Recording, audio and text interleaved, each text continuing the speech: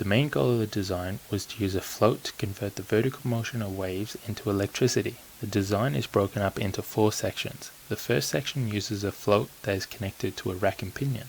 The rack will then be pushed up and down by the waves and will rotate a single pinion in 2 directions. This rotation will then be fed into the 2-to-1 way gearbox, which uses both of these 2 directions to create a singular rotational output. The last section takes this output and feeds it into another gearbox, which will greatly increase the speed of rotation before being connected to the end of a DC motor. This means that the motor will now act as a generator, converting the rotational movement into electrical energy, which is then displayed using an LED.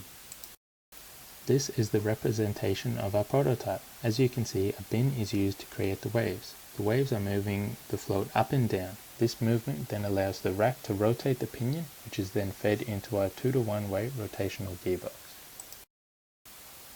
The small gear near the bottom will oscillate between the 2 yellow gears depending on the rotation of the pinion. It will go through its own gearing path to ensure that the output being fed to the motor is always clockwise. This is another close-up of the prototype during its testing. Here it can easily be seen that the LED is flashing, meaning that the force of the waves are being converted into electricity.